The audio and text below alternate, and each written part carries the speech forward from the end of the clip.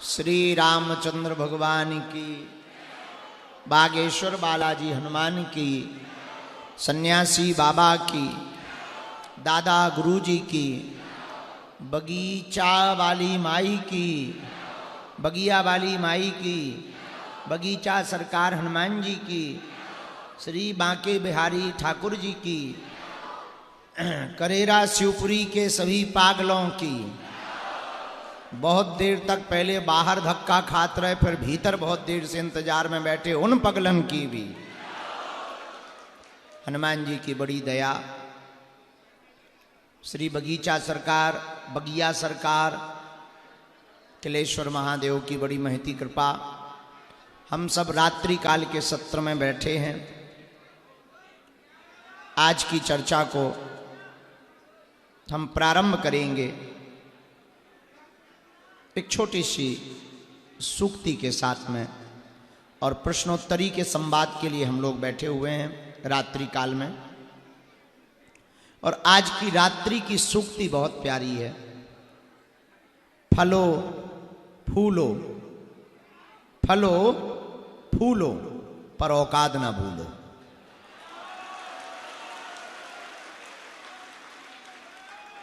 खूब फलो खूब फूलो पर अपनी औकात ना भूलो। और अगर आपको बड़े बने रहना है तो ये सूक्ति आपके लिए बहुत जरूरी है।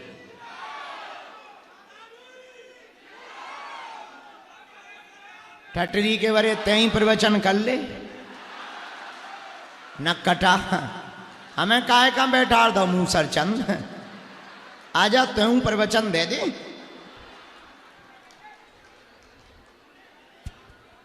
तो बात क्या थी? फलो फूलो पर अपनी औकात ना भूलो।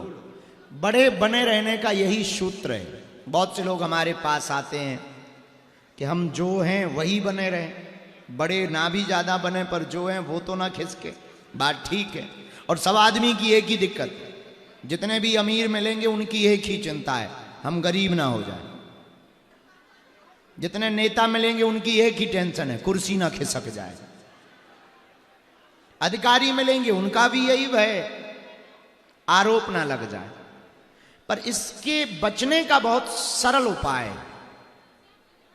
लाख कोशिशें तुम्हारे विरोधी तुम्हारे खिलाफ करें, लाख षड्यंत्र तुम्हारे दुश्मन तुम्हारे खिलाफ करें, एक बात तुम्हें बहुत दावे के साथ याद रखनी है, तुम अपनी सहमति किसी को भी बिगाड़ने में मत करो।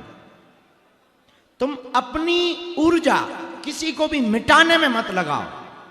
दुनिया तुम्हें मिटाने में लग जाए पर परमात्मा तुमको मिटने नहीं देगा। सत्य देरी से आएगा पर जब भी आएगा झूठ के शोर को चुप कराता आएगा। झूठ का शोर बहुत महंगा होता है और बहुत तेज होता है। झूठ बोलने वाले लोग बहुत तेज बोलते हैं। अक्सर जो आदमी झूठ बोलेगा वो तेज बोलेगा, ये भी बात है। कभी कोई बात किसी से पूछा जाए तो कभी भी अगर वो झूठ बोलेगा तो तेज बोलेगा, ताकि सामने वाले की बात को दबा दिया जाए। झूठ जो भी बोलेगा वो तेज बोलेगा, तो झूठ का शोर बड़ा तेज होता है। सत्य बहुत धीमे बोलता है, बहुत धीमी चाल चलता है। लेकिन सत्य जब भी बोला जाता है तब झूठ हजार खड़े हों वो अपने आप चुप हो जाते हैं। युवा भी बैठे हैं, करेरा नगर के सभी वो लोग भी बैठे हैं, हमारे बगल में महंत जी भी बैठे हैं। हम आपसे एक बहुत विनम्र प्रार्थना बहुत बारीकी के साथ करना चाहते हैं। वो बात आपके पते की है या नहीं हम ये कह नहीं सकते, हमारे मतलब की, इसलिए हम आपसे कहना चाहते हैं कि आप किसी भी परिस्थिति में डिगो मत। न जल्दी उत्साहित हो, न जल्दी निरुत्साहित हो, न जल्दी हतोत्साहित हो। हमें जल्दी उत्सव भी नहीं मनाना है और जल्दी सैड मूवमेंट को भी नहीं लाना है। कोई परिस्थिति आई है, थोड़ा इंतजार करो। किसी राजा के पास में एक महात्मा गया, तो राजा को वो मिला तो उसने राजा को एक अंगूठी दी। अंगूठी दरअसल ढक्कन वाली थी, राजा ने ऐसी अंगूठी कभी देखी नहीं थी। राजा ने उस अंगूठी को ग्रहण किया, लिया, पर खोल के देखा तो महात्मा ने रोका, रुको, इसे अभी मत खोलो। जब तुम्हारे ऊपर कोई विकराल परिस्थिति आए और जब तुम्हारी पूरी दुनिया साथ छोड़ दे, जब लगे कि अब कोई साथ देने वाला नहीं हो, जब लगे कि कोई नहीं है, मरे, अब गए, अब बर्बाद हो गए, अब लुट गए, तब इसको खोलना। इसमें एक चिट्ठी है, उसमें कुछ शब्द हैं। इतना राजा को उस महात्मा ने कहा और महात्मा चला गया। राजा को भी याद नहीं रहा, अंगूठी पहने रहा। उसने समझा महात्मा का आशीर्वाद है, भला क्या करना, ऐसी कोई मुसीबत भी नहीं थी तो कभी खोलने की जरूरत भी नहीं पड़ी। पर एक घटना घटती उसके जीवन में कि वो किसी राजा ने युद्ध के लिए उसको ललकारा और वो गया।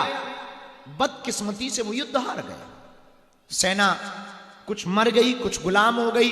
राजा के किले पर दूसरे राज्य के सैनिकों ने आक्रमण कर दिया, अपना कब्जा जमा लिया। राजा जैसे तैसे करके अपने प्राण बचा करके जंगलों में भागा। बड़ी तेज दौड़ा, पीछे पीछे घुड़सवार, आगे आगे राजा, हाँपता पीटता जंगल की कंदराओं की गुफाओं की छोटी छोटी संकीर्ण गलियों से भागता भागता भागता भागता राजा एक विशाल काय गुफा में जाकर के छिपा। बहुत जोर से सांस चल रही थी, सांस रोक के बैठा। बहुत दिमाग फट गया था। ऐसा उसने कभी सोचा भी नहीं था कि उसकी जिंदगी में ऐसा कभी हाल हुआ नहीं कि वो हारेगा। और हारना तो ठीक, उसके बचने के वे लाले पड़ जाएंगे, ऐसा कभी उसने विचार भी नहीं किया था। ऐसा कभी उसने पुकारा, समझा भी नहीं, सपना भी नहीं देखा। और घटना घट गई। घुड़सवारों की टापें बगल से निकलती जा रही, उसकी बेचैनी बढ़ती जा रही। और ज्यों घोड़े आते हुए सुनाई दे रहे, उसे लगे कि अब मरे, अब पकड़े गए, अब बर्बाद हो गए, अब लुट गए, अब तो प्राण बचना मुश्किल है। राज्य की कौन सोचे, खुद के प्राण बचना उस राजा के मुश्किल हुए। पर तब तक उसकी नजर वो अंगूठी पे गई। तो उसने अंत तो गत्वा सोचा कि अब मरना तो है ही है। महात्मा ने कहा था कि कभी मुसीबत आए तो इसमें कोई चिट्ठी रख रखी है, उसको खोलना। राजा ने वो अंगूठी खोली और उसमें पाया कि एक छोटा सा कागज का टुकड़ा है और उसमें बहुत छोटे अक्षरों में एक लाइन लिखी थी और वो ये लिखा था, ये भी बीत जाएगा।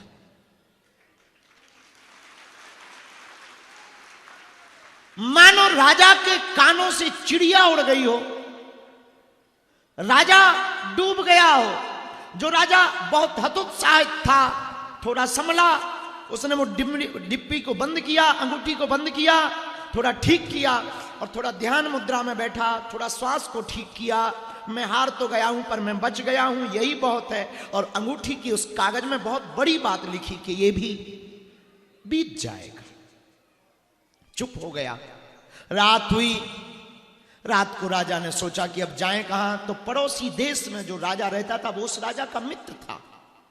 वो रातों रात उस राजा के पास गया, पहरेदार को कान में खबर दी कि मैं बच गया हूं, मेरे राज्य पर आक्रमण हो गया, मेरी संपत्ति लूट ली गई, मेरी पत्नियों को लूट लिया गया, मैं बहुत जान बचाकर छिपा कर आया हूं, तुम राजा को खबर दो, वो मेरे मित्र हैं, मैं मिलना चाहता हूं।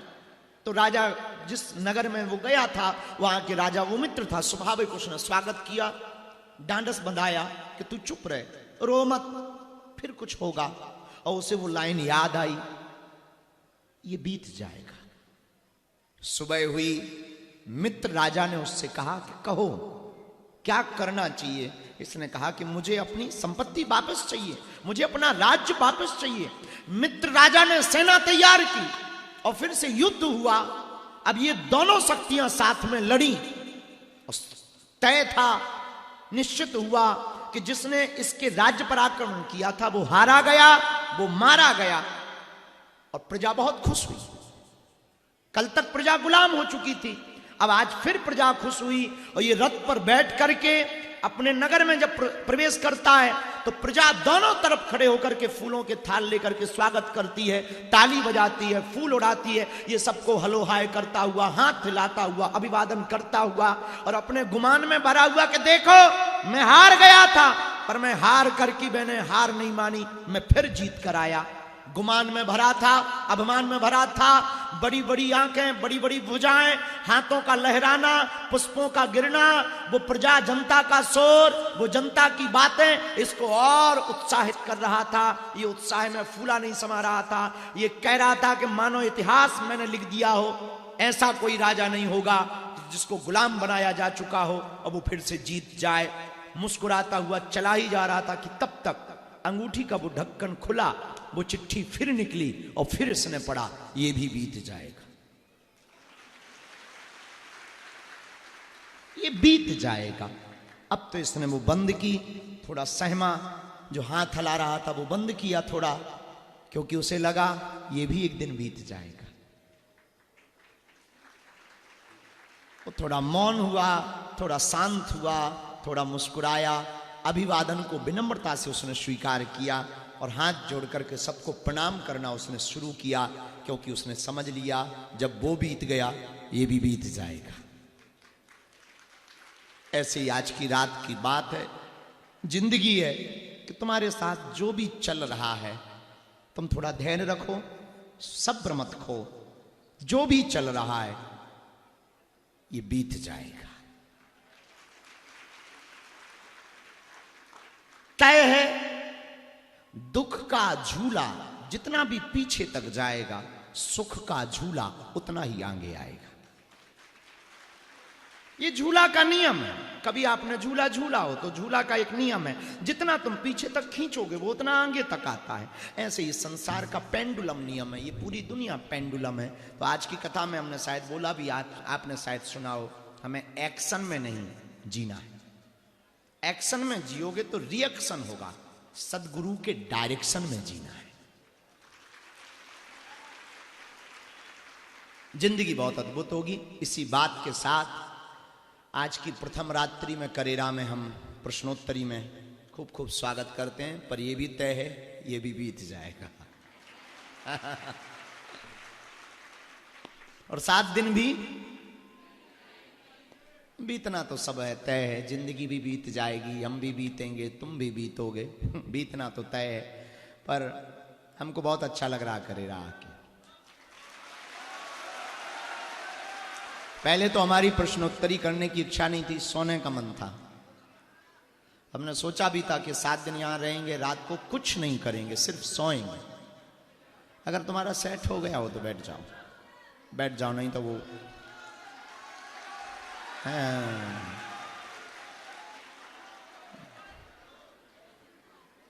हम अपने से ज्यादा इन पागलों से हैरान हैं।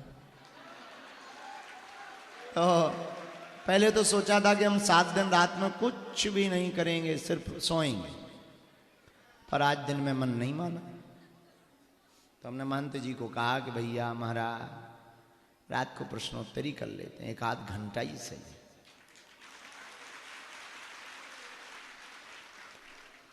बाकी ठीक है, कथा 2 दिन की हो गई है। सुनी तुमने? गए हो? कौन कौन नहीं गया वो हाथ उठाओ। वाह रे बदमाशो, तुम अपने लिए तालियां बजाओ जो तुम नहीं गए हो। तुम नेपाल जाओगे क्या या बांग्लादेश? कल पहुंच जाना टाइम से। 2 बजे से 5 बजे तक है। तो अभी हम जब चले आ रहे थे तो हमारे साथ में कोई एक अधिकारी महाशय थे, तो हमसे एक प्रश्न कर रहे थे। पहला प्रश्न उन्होंने बड़ा अच्छा दागा कि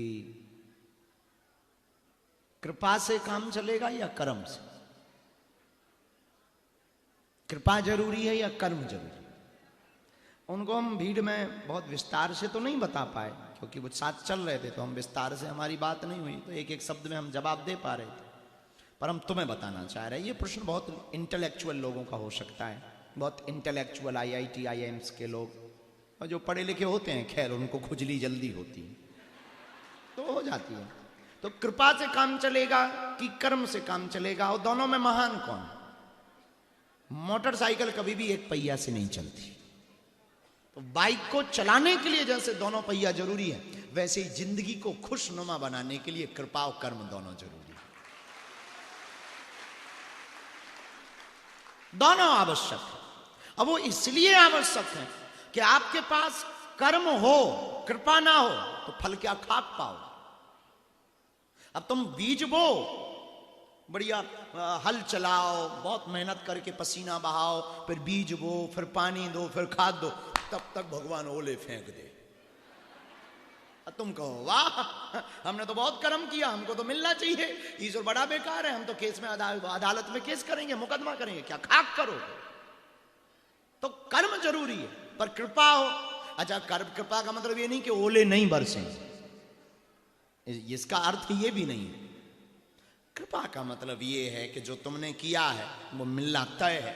इस साल थोड़ा डाउन हो जाएगा, अगली साल डबल हो जाएगा। तो कर्म और कृपा दोनों जरूरी है। दोनों के बिना हम इसके पक्ष में बिल्कुल भी नहीं है कि बहुत से लोग हमको भी विदेशों में मिलते हैं। अभी हम लास्ट टाइम न्यूजीलैंड गए तो ऑकलैंड में रुके, तो ऑकलैंड में एक पढ़ी लिखी कोई पत्रकार महोदय आई, तो लगभग 9 बजे के लगभग उन्होंने टाइम ले रखा था। वो हमारे सामने बैठी हो, यही अंग्रेजी झाड़ने लगे कि God is I am God पर बिलीव नहीं, I am not believe in God, I believe only karma. हमने कहा चंडालन, न कटू, you are only believe in karma, okay I know, what, बिना गॉड के कर्म अधूरा है। कर्म पर चलने वाला आदमी, केवल कर्म पर चलने वाला आदमी ठीक वैसाखी की तरह, दोनों जरूरी हैं। कृपा भी जरूरी है और कर्म भी जरूरा है, दोनों मिक्स होंगे। अब हम लोग जोड़ा से जीते हैं, हम ये पूरी संसार द्वैत में नहीं है अद्वैत में, पर दो का एक है। हम बात भी करते हैं तो सुख है दुख है, ऐसी बातें करते। भैया दिन रात हम एक किए हुए, अब दोनों एक है, दोनों विरोधाभासी। हम लोग बात भी करते तो कहते हैं भाई चाय पानी लाओ, चाय गर्म है पानी ठंडा है, पर आम बोलचाल में भी हम ऐसी बातें करते हैं। तो किसी ने पूछा कि कर्म और कृपा दोनों में महान कौन है? देखो, महान तो कर्म है, पर उस सोना है, उसकी कीमत कभी नहीं घटनी, पर सोना आभूषण तभी बन सकता है जब वो कृपा की अग्नि पर तपेगा। तो कर्म अपनी प्राइस तो रखेगा, पर उस प्राइस की बोली, जैसे किसी के पास सोना हो पर कोई खरीदार ना हो तो क्या काम का सोना।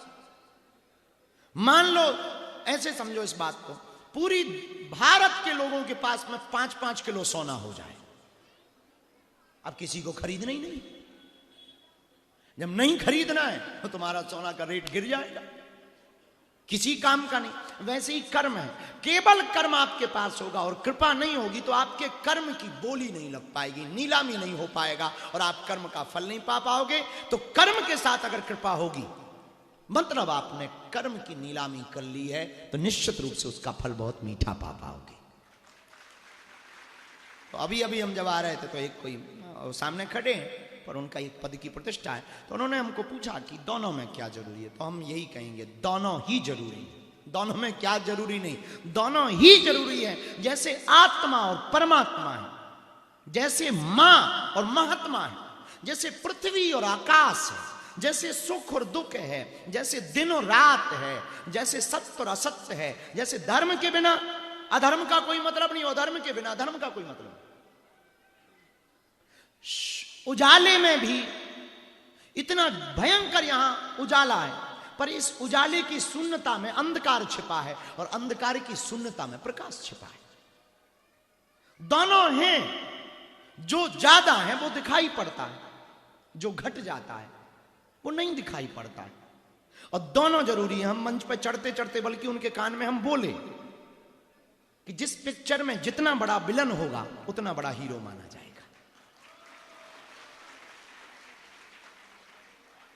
और ये बात हम तुमको दूसरे वे से समझाना चाहते हैं कि अगर तुम्हारी निंदा हो तो तुम घबराना मत, क्योंकि जो आदमी जिंदा होता है उसी की निंदा होती।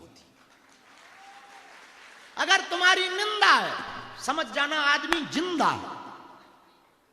निंदा में घबराओ, कोई निंदा करे सेम टू यू बोल दिया करो। हमारे जैसा आदमी, हमको रोज गाली मिलती थोक, ये बाबा हिंदू राष्ट्र बनाएगा, ये बाबा ऐसा करेगा। बात सही है, हमें नहीं बनाना है, हम तो बहुत विस्फोटक आदमी हैं, बनाना नहीं है हमें, लेकिन हम लोगों के दिमाग में ये बात भर के चले जाएंगे, फिर हमारा क्या कर लोगे? लोग अपने आप बनाएंगे। लोगों को लगता हम ऐसा कर रहे हैं, हम कुछ करते नहीं है, बस लोग हमें जानते हैं कि ये बातें करने के, हम बात बताने नहीं आए, हम सिर्फ तुम्हें जगाने आए। आप जागोगे कुछ नया पाओगे, कहानी खत्म है। आप जागोगे कुछ जीने का नया तरीका पाओगे, बस कहानी खत्म। अब एक आदमी हमें करेरा का मेरा बोला, हमें कुत्ते ने काट लिया, हम का क्या करोगे? बोले हम भी काट लें क्या? ये कोई जवाब है? कुत्ता ने काट लिया भाई, तू इंजेक्शन लगा के घर पे पड़, लौट के उस गली में मत जाना। अब कुत्ते ने काट लिया तो क्या तू कुत्ते को काटेगा? मच्छर ने काट लिया है, दूसरे दिन से मच्छरदानी लगा, अब तू वो तो है नहीं है रजनीकांत के मच्छर से भी सॉरी बोलवा लेगा। अरे भाई काट लिया है तो तू इंजेक्शन लगवा, घर पे लेट जा।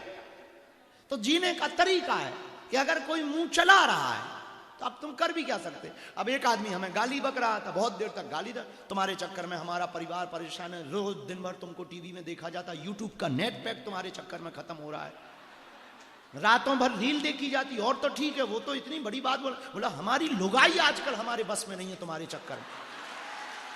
बड़े भयंकर आरोप लगाए उसने, बहुत गालियां बकी। उसे लगा कि ठीक है, अब मतलब साहब आप अपने ऊपर मत ले जाना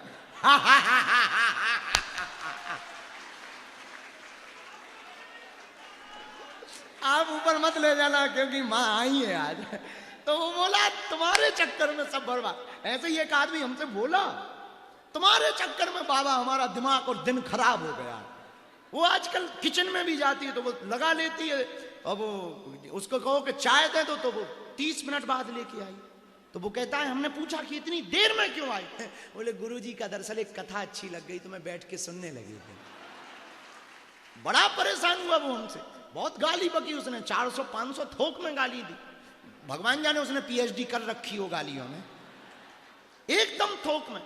तो उसकी पत्नी भी खड़ी थी, वो मुस्कुरा रही थी। उसे लगा कि गुरुजी कुछ भयंकर सा जवाब देंगे, इनका मुंह चुप करा दें। और हम तो और बड़े वाले, वो गालियां देंगे, वाह हाउ सो स्वीट। उसका और दिमाग खराब, तो उसको और झंझला के बोले। धीरे से हमने कहा साहब अगर हो गई हो तो सेम टू यू। अब उसने गालियां दी, हम भी गालियां देने लगे, तो उसमें और हम में अंतर क्या? वो उसके लेवल पे हम भी पहुंच जाएंगे, मतलब इसका मतलब नहीं कि हम लेवल हाई समझ रहे हैं, पर उसका मुंह खराब हो गया, अपना मुंह क्यों खराब करें? तो एक लाइन में बात को खत्म करना है, तेरी गालियां तुझको मुबारक, तुझको चिपके, जय बजरंग बली। कौन दिमाग में टेंशन ले हो, मुस्कुराती हो। ऐसे भी जिंदगी जी सकते हैं, एक ऐसे भी जिंदगी जी सकते कि वो गाली दे दो तुम लट्ठे दो, फिर क्या चाहो जेल। तो एक ऐसी भी जिंदगी जी सकते। तो जिंदगी जीने के तरीके, आप कौन सा तरीका अपनाते हैं? हमारे पास तो तरीके हैं, और भी प्रैक्टिकल तरीके हैं। तो आप अपने तरीके से, हमारे गुरु कहते थे, दादा गुरु जी, मूर्ख को समझाए से ज्ञान गांठ को जाए, कोयला होए ना उजरो, 9 मन साबुन खाए। अब करें क्या? तो एक उपाय है, ज्ञानी मारे ज्ञान से रोम रोम फंस जाए, मूर्ख मारे लठ से फूट खपड़िया जाए।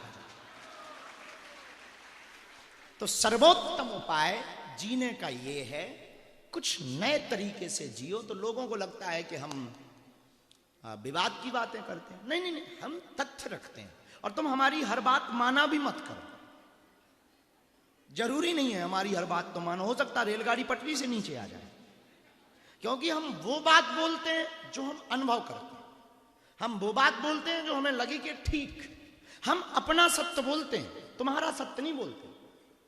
हो सकता तुम्हारे पास जाके, अब जैसे हमारे पूर्वज, आपके पूर्वज, पहले भोजन की जगह अन्न नहीं होता था, कुछ और खाते थे। हमको लगा पूर्वज आ गए।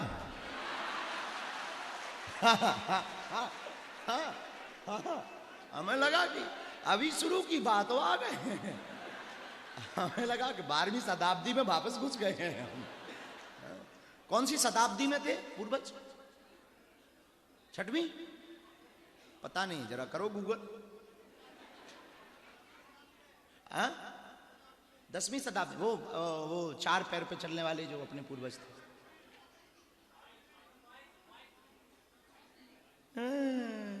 21वीं शताब्दी चल रही है, 22वीं शताब्दी में थे। वाहरी जनरल नॉलेज। तुझको तो गोल्डन मिलना चाहिए, वो क्या बोलते हैं, क्या मिलना चाहिए?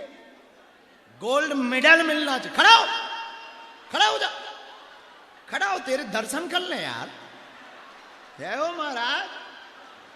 22वीं शताब्दी, 21वीं में चल रहे हैं, पूर्वज 22वीं शताब्दी। वाह बेटा, कहां पढ़ते रहे? करेरा में हो? कहां के हो बेटा? यहीं के? तो ठीक है फिर, तो फिर 23वीं बोलो बेटा। अपने बाप का क्या जाता है? धन्य हो भाई तुम, ये तुम्हें ज्ञान किसने दिया? 22वीं। धन्य प्रभु, तुम्हारे चरण कहाँ है? पृथ्वी पे के एलियन की तरफ से आए हो? धन्य भाई।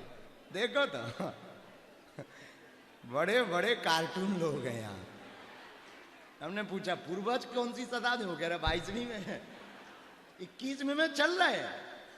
हाँ तो गूगल किया, तीसरी फाइनल, मतलब तीसरी शताब्दी के लगभग, तीसरी शताब्दी के 2 से तीसरी शताब्दी के लगभग हमारे, ऐसा है ना? आपने बताया, इसके जवाबदार हम नहीं हैं। हाँ, अब गूगल बाबा ने जैसा बताया हो तुम जानो। तो उस समय पे भोजन की व्यवस्था नहीं थी, तब क्या खाते थे? मांस, जानवरों का कच्चा मांस खाते। पर अब कहा जाए, अब तो भोजन की व्यवस्था है, मानवों ने बहुत प्रकाश कर लिया, हम लोग अब सात्विक भोजन पे आ गए। सात्विक भोजन से भी अब एक नया फूड चला, वीगन। समझते हो? हम वहां भी आ गए हम लोग। तो इतनी आगे हम सब बढ़ गए हैं, इतनी उपलब्धियां हम सब ने पा ली हैं। तो अब उस नियम को आज अगर लागू करें तो मूर्खता होगी। वो उस समय की जरूरत थी, इसलिए उस वक्त वो नियम लागू। तो कोई भी तथ्य हम रखेंगे वो वर्तमान परिस्थिति के हिसाब से रखेंगे, पर वो हर जगह लागू हो ये जरूरी नहीं। तो आप हमारे तथ्य को, हमारी बात को सुनना, समझना, फिर अपने हिसाब से उसको जीवन में उतारना। इसी बात के साथ आध्यात्मिक प्रश्नोत्तरी, चाय आ गई, मंगवाओ। आध्यात्मिक प्रश्नोत्तरी हम शुरू करते हैं। तुम भैया प्रश्न पूछना नहीं। क्या नाम है बेटा? अनुज। हाँ तो ठीक है बेटा, बहुत ठीक हो बेटा, बहुत पढ़े लिखे हो। कितनी पढ़ाई की बेटा? ग्रेजुएशन कर रहे? बेटा स्कूल के पीछे से पढ़ रहे हो? हाँ तो ठीक है, बहुत बढ़िया। बेटा इसका कैमरा में फोटो लो, ये कल काम आएगा। इसको कल ही कटवा करके डलवा वीडियो को। हाँ कि आदि मानव के लिए 22वीं शताब्दी बता रहा है, जो आई भी नहीं है। आध्यात्मिक प्रश्नोत्तरी में आप अध्यात्म से संबंधित प्रश्न पूछेंगे, दरबार से संबंधित कोई भी प्रश्न नहीं पूछेंगे। कि तुम पूछो महाराज हमारा पेट पिरा रहा, तो कोई महाराज हम पे कृपा कब हुई है, तो कहो महाराज हमारा खोपड़िया दर्द कर रही, लुगाई दर्द कर रही, हमारा नाम बता दो। तो ये सब अर्जी दरबार में लगेगी। दरबार 5 तारीख को लगना है, यहीं पर, यहां नहीं, कथा स्थल। हाँ तुम यहीं आ जाओ 5 तारीख को। तो 5 तारीख को करेरा में कथा स्थल में दरबार